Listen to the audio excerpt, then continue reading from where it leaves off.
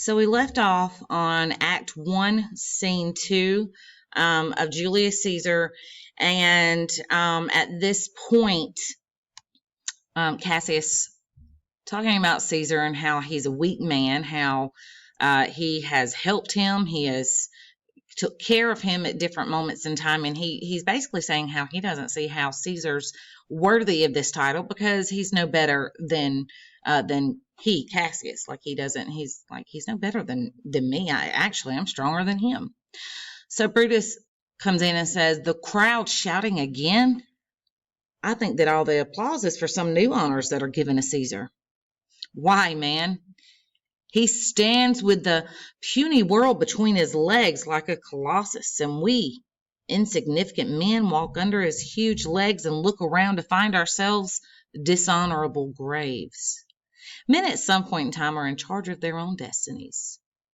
It is not the fault, dear Brutus, of our stars that we are inferiors, but is our own fault. So he's saying we can't blame it on fate or blame it on the gods. It's their fault. He's saying it's my fault. Our destinies are our own fault. What's going on now is our own fault. Brutus and Caesar? What is so special about the name Caesar? Why should that name be spoken more than yours? Write them together. Your name looks just as good. Say them. Yours sounds as good. Weigh them. It is as heavy. Call up spirits with them. Brutus will call up spirits as soon as Caesar.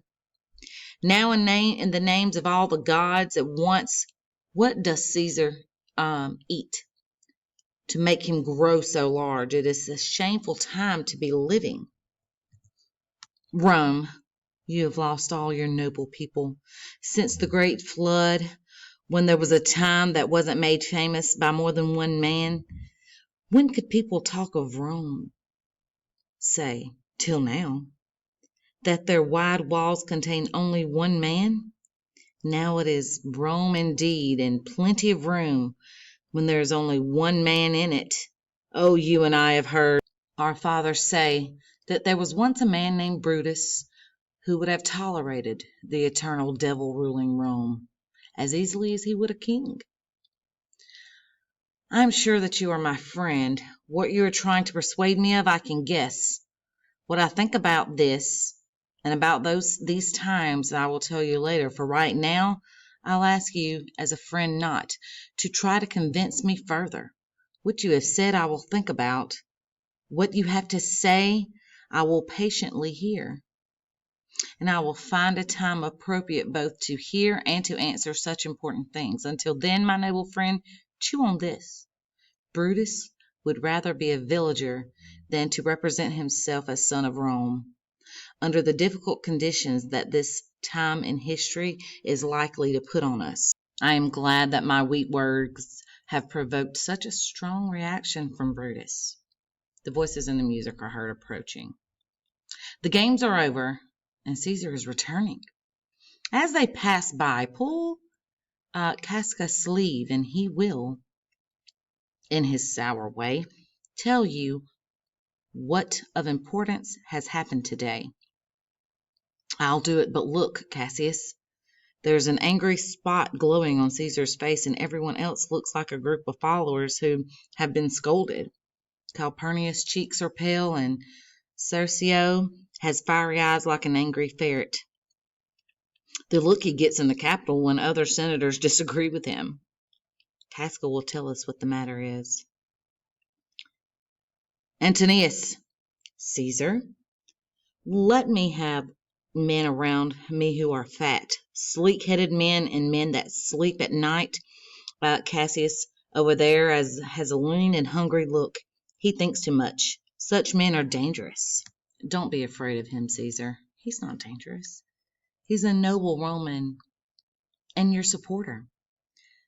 I wish he were fatter, but I'm not afraid of him. Still, if I were the sort of person who becomes afraid, I do not know the man I would avoid. As soon as that spare Cassius, he reads too much. He's a great observer, and he looks quiet through men's actions into their hearts. He does not enjoy plays like you do, Antony.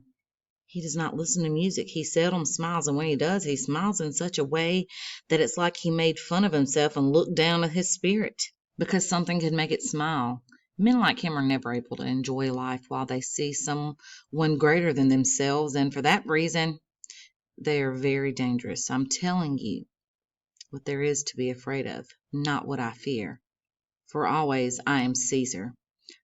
Come to my right side, for this ear is deaf, and tell me truthfully what you think of him. Okay, so um, during this time, if you were a little, and when he says fat, he's not meaning like 400 pounds. He just means someone with a little weight. If you had a little bit of weight on you, that meant you were really wealthy, and you, because you had money, extra money to get to eat, and that you sat around eating more than you did thinking and plotting. And he's already now noticing something about Cassius that he does not really like, he doesn't trust. Casca says, "You pulled me by the cloak. Do you wish to speak with me?" "Yes, Casca. Tell us what has happened today to make Caesar look so sad."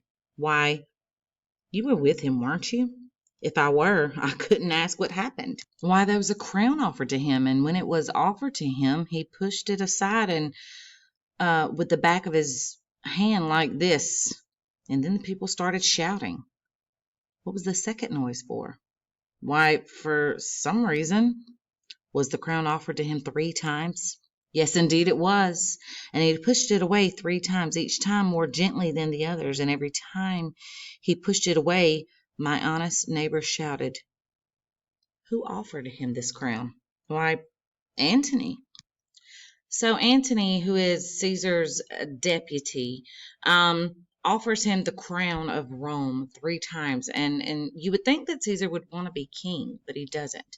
Because the title that Caesar won was more of that of a dictator.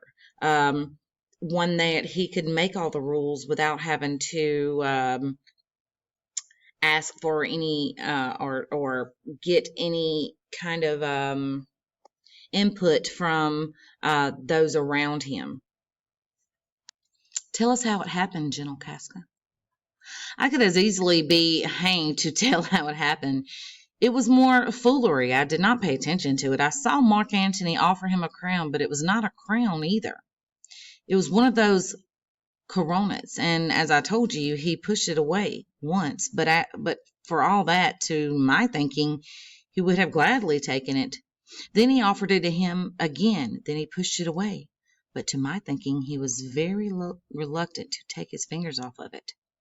And then he offered it to him a 3rd time. He pushed it away the 3rd time, and still while he refused it, the unruly crowd hooted and clapped their chafed hands and threw up their sweaty nightcapes and let out such a stinking breath because Caesar refused the crown that it almost choked Caesar, for he fainted and fell down because of it. And for my own part, I didn't dare laugh for fear of opening my lips and breathing bad air. So bad air would have been like, their breath. Casca saying that the crowd who cheered's breath was so bad that it caused Caesar to faint. But really, this would have been more like a seizure or something that Caesar had. But of course, they didn't know these things back then. They didn't know what that was. So Casca is reporting that Caesar fainted because the crowd's breath was so bad. But wait a minute, I beg you, what? Did Caesar faint? He fell down in the marketplace and foamed at the mouth and was speechless. That sounds like him. He has the falling sickness. No, Caesar doesn't have it, but you and I, honest Casca, we have the falling sickness. Remember, that's like a seizure. I don't know what you mean by that, but I'm sure Caesar fell down. If the ragtag people did not clap at him and hiss at him according to how he pleased and displeased them, like they used to do with the actors in the theater, I'm no true man. But what did he say when he came to himself? Indeed, before he fell down, when he saw the crowd was glad that he refused the crown, he pulled open his jacket and offered them his throat to cut. If I had been a worker with a proper tool, may I go to hell with the sinners if I would not have done as he asked. And so he fell. When he came to himself again, he said if he had done or said anything wrong, he desired their worship to think that it was his infirmity. 3 or 4 wenches where I stood cried, Alas, good soul, and forgive him with all their hearts. But you can't pay attention to them. If Caesar had stabbed their mothers, they would have done the same thing. So he's saying these women who were saying, "Oh, forgive him. He doesn't know what he's doing." When Caesar, he's not thinking clearly, obviously, and so Casca's saying, they would have said the same thing if Caesar would have killed their mothers. Why? They're probably scared of him. And after that, came away upset. Yes. Did Cesario say anything? Yes, he spoke Greek. What did he say? No, if I tell you that, I'll never look you in the face again. But those who understood him smiled at each other and shook their heads. But as far as I was concerned, it was Greek to me. I could tell you more news, too. Marullus and Flawless, for pulling decorations off Caesar's statues, are put to silence. Good day to you. There was even more foolishness, if I could remember it. So if you remember back, Marullus and Flavius, those are the two that were they were pulling things off of Caesar statues, and those were the ones that were saying that they would not they couldn't believe why people were cheering for Caesar, and this was way back in Act 1. And I think we all can agree that being put to silence means that they were killed. Cassius, will you have dinner with me tonight, Casca? No, I've made other plans. Will you dine with me tomorrow? Yes, if I'm alive and your mind does not change and your dinner is worth eating. Good, I will expect you. Do so. Farewell to you both. And Casca exits. What a dull fellow he's grown to be. He was clever when he went to school. He still is now when he's carrying out any daring and important project, even though he pretends to be slow. The rudeness of his assault to his intelligence, which makes people more willing to accept the things he says.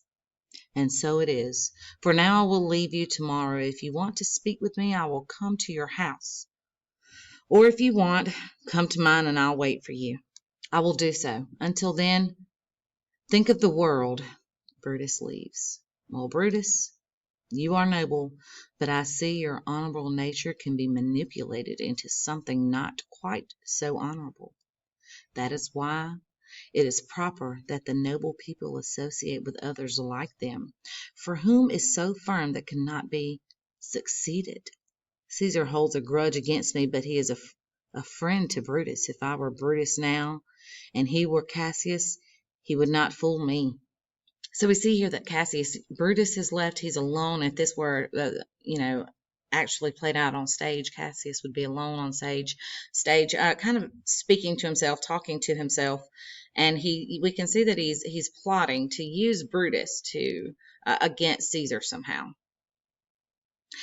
He would not fool me. I will tonight throw through this window notes in different handwriting as if they come from several people, all pointing out the great respect that Rome has for him. And these Caesar's ambition will be hinted at. And after this, let Caesar establish himself securely, for we will shake him down from the position or suffer the consequences.